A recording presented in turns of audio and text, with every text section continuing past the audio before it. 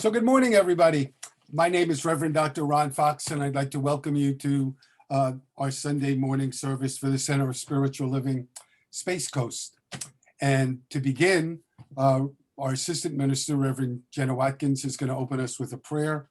And then one of our congregants, Carol Gabika, is going to do a spiritual reading for us. And before they do, I just want to say, for anybody who's never been to a Center for Spiritual Living before, we believe that there's one God, many paths to that God, and we're here to love, honor, and support you, no matter what your divine path is.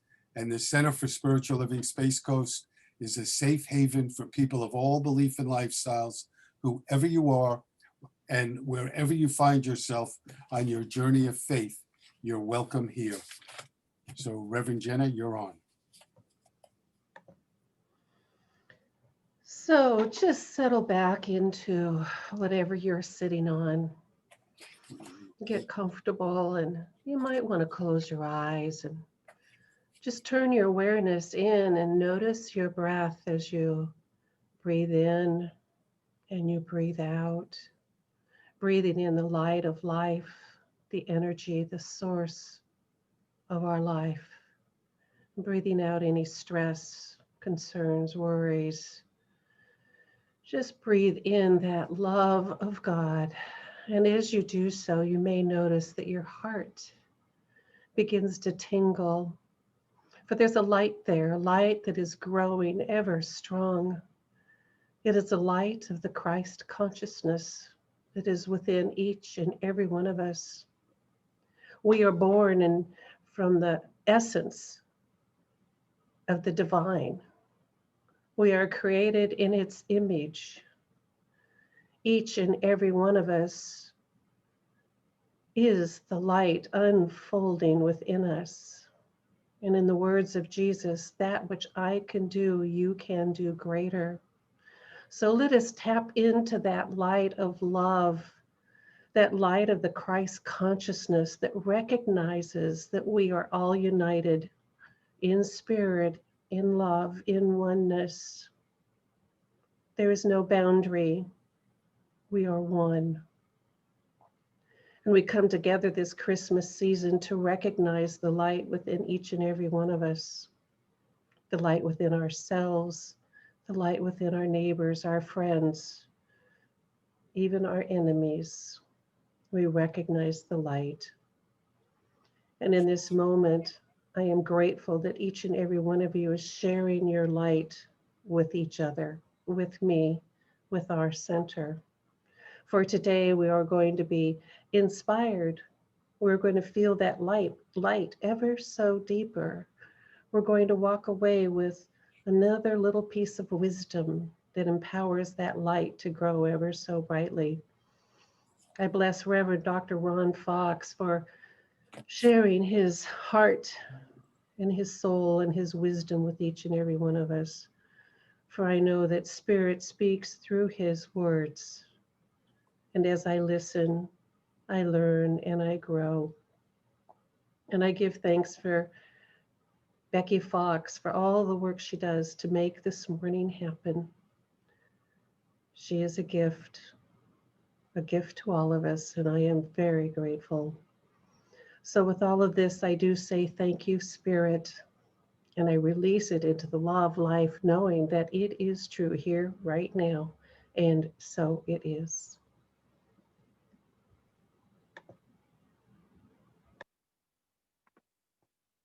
Bright lights and glowing wreaths, ornate celebration of life, sending our greetings to the world beyond us.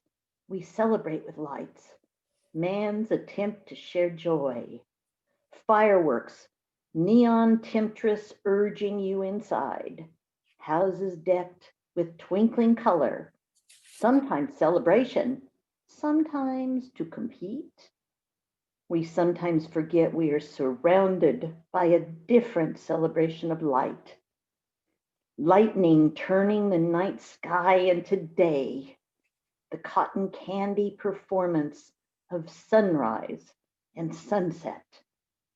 A magical light show with which ours cannot compare. the jewels of life around us every day.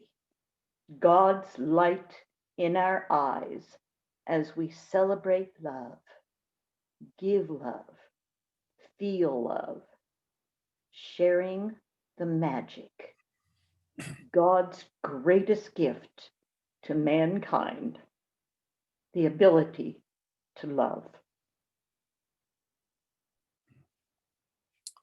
Wow. Thank you, Carol. That was really beautiful. So in case you haven't picked it up yet, my title today is Be a Light.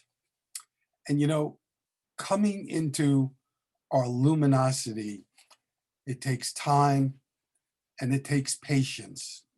And when we talk about the light or being the light, we're talking about a higher self that knows that you and I are one with God. And the Quakers call it the inner light.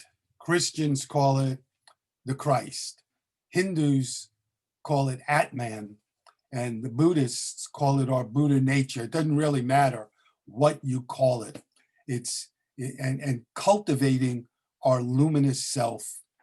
It's a choice, and it takes discipline. It's not the province of a special few. It's in each and every one of us. Ernest Holmes, who founded the Center for Spiritual Living, wrote, "Illumination will come as man more and more realizes his unity with the whole, and as he constantly endeavors to let the truth live through him." Eric Butterworth, who was a great unity minister, talked about how we live in a complex world, and what we need more than anything is light. And light, he used the term light to mean insight into ourselves and to have guidance along life's way. And it's not a search out there. It's within. It's a search within. We need to look into our own consciousness. And just like I said a moment ago, we all can experience that illumination when we realize our oneness with spirit. And every one of us is the allness of God expressing as who we are. The composer Brahms once said, before he sits to write, he wrote, "I always contemplate my oneness with the Creator before commencing to compose. I immediately feel vibrations in my entire being." All of the mystics taught that life is living from within. And Ernest Holmes, again, he said that all of the mystics taught that we're on a path of self-discovery, and someday all of us are going to reach our heavenly home. In the Bible, it said it's your Father's good pleasure to give you the kingdom. And so what does that mean? It means that God is always wanting to bless us, to fill us with all the good that we desire. And God is always pouring forth its blessings to us. And when you and I, if we feel separation, God's not the one that moved. The 14th century mystic Meister Eckhart once wrote, "God is at home, but it's we who have gone out for a walk." And one of the things I love about the Centers for Spiritual Living is we teach all of the great religions. And so I was reading something this week about one of the Sufi masters who said, so often we think that the world is our prison, but the truth is the world's not our prison. Our prison is our own way of thinking and feeling. And he said, light could be the ladder that raises our soul to its highest ideal. And he said, so take some time to ask yourself some questions like, What am I doing to live up to my highest ideals? What are the values for which I stand? And what do I want my life to be? What do I want to do with my life?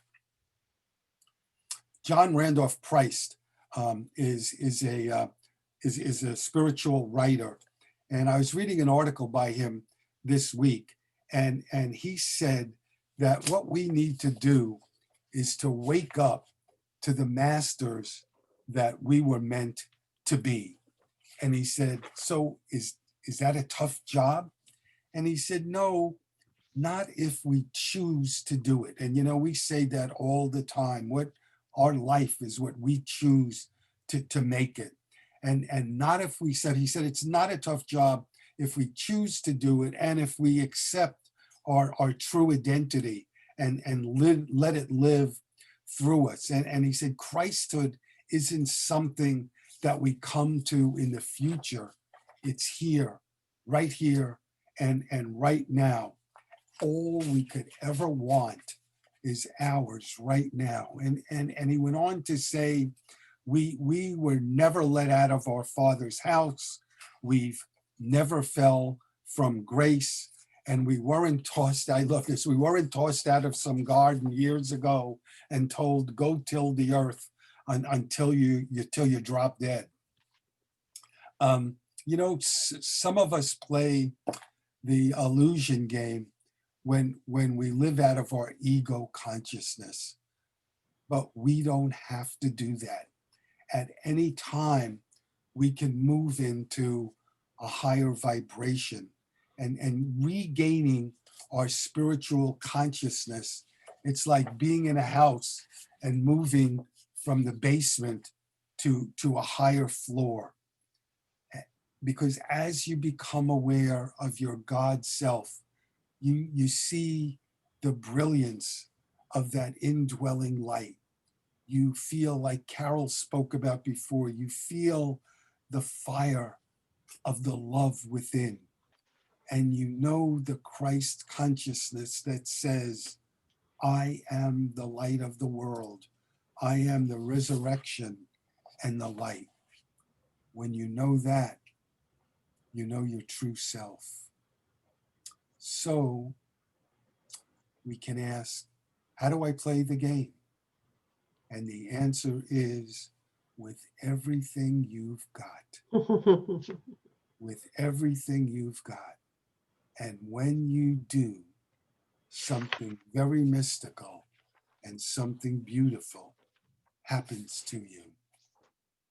Hugh Prather once wrote, the secret to finding God is to understand there's no great spiritual attainment that must come first.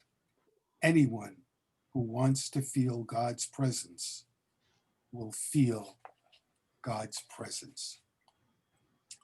So when I was preparing this, I thought, sounds good, but what does that mean for everyday living? What does it mean in a practical sense? So I read something this week about somebody named Sharif Abdullah, and I've heard him speak and met him. And in 2016, Science of Mind magazine nominated him as the spiritual hero of the year. And in the article, Sharif said, we need to have a shift in consciousness from I am separate to we are one. Yep. And he said we need to move away from blame and shame and guilt. And in the article, he wrote about what he called 4 shadows and 4 lights. And I just want to briefly touch on what he said were the shadows and what he said were the corresponding lights. And he said the first shadow is violence, and how violence impacts us physically, and how much as a society we invest in violence, whether it's violent games that kids play or whatever. And he said the corresponding light is developing a peace system and peace structures to reveal the light.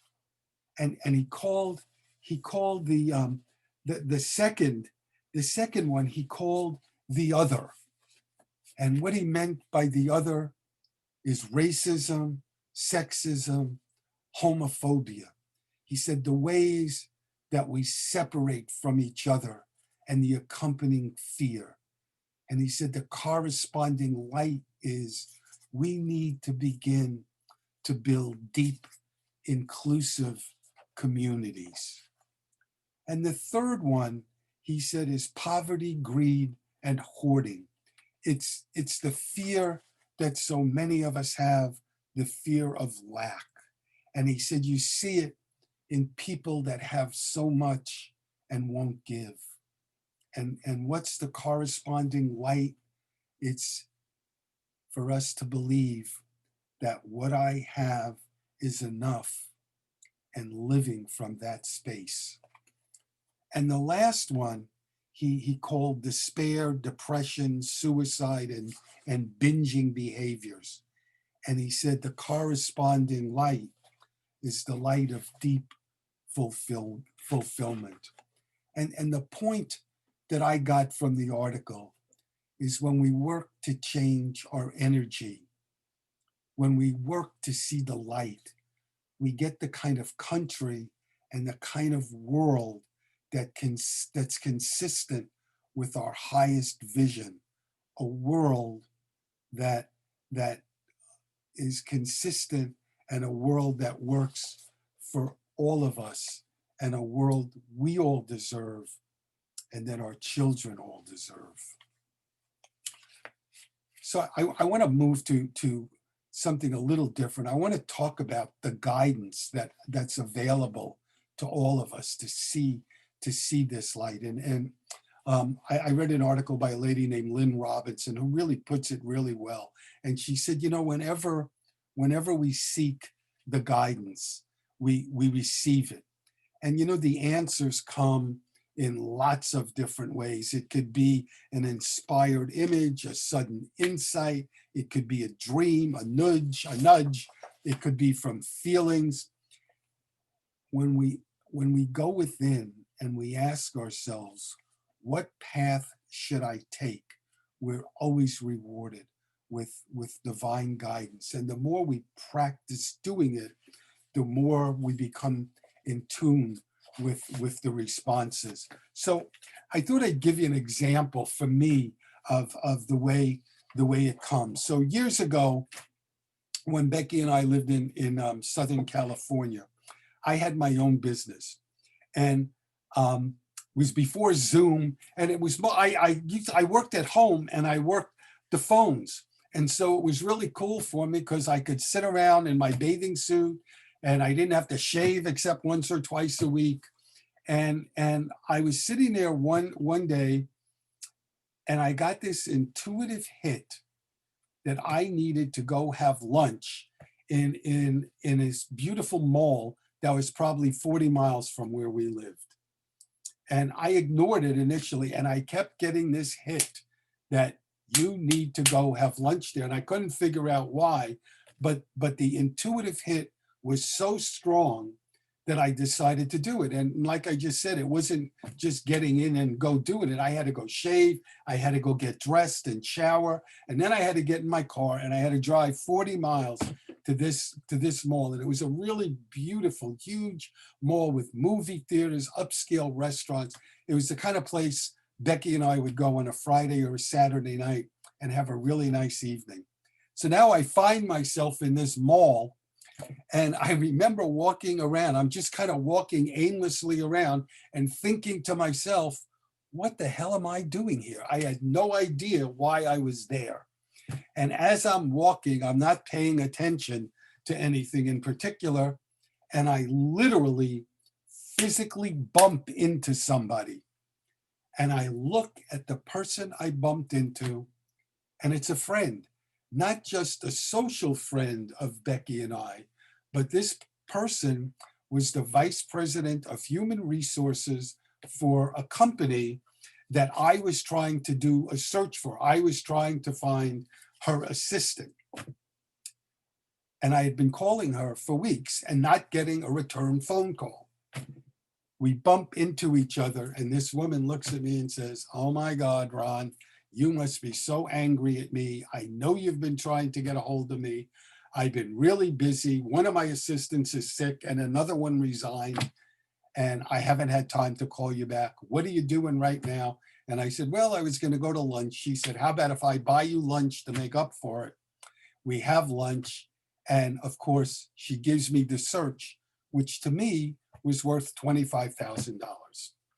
I just share that with you. You know, every intuitive hit's not going to get you $25,000, but what listening to your intuition, what it can do. It can, you know, Becky, if you ask Becky what her favorite word is, she'll say synchronicity. You never know when you listen to that intuition, how something synchronistic is going to show up in your life. So when I was reading the article by Sharif, it's in a Science of Mind magazine from 2016. And after I read it, I was thumbing around, and what should I find?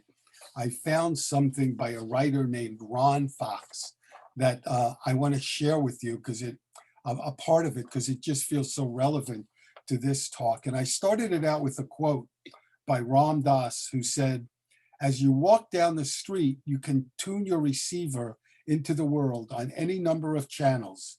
Each way of tuning creates a very different street, but the street doesn't change, you do." And the point he was trying to make is what we're talking about this morning. When we go within, the world may be the same, but we find the real us that we can relate to. So I'm not going to read the whole article. I'm going to read you a couple of paragraphs. And I started it by saying, I think one of the saddest things anyone can experience is sensing there is more to life, but never quite reaching it. Often this happens because we have forgotten who we are. So who are we? Ernest Holmes said, "We belong to God." His words remind us that everything that exists is an expression of God, and that's why we're here. And then I went on later to say, at a workshop I attended last year, the facilitator asked us to write a love letter to ourselves. What a powerful experience it was to take time to love myself and say kind and caring things to myself instead of the blame and guilt I often fall into. It was a wonderful reminder that I am God expressing. All of us are more than we seem. We have unlimited potential that sometimes seems hidden away. Take the time to reflect on your own divinity. It takes many baby steps, so be patient and watch as God transforms your life. Thank you for being here this morning. God bless you and have a great week.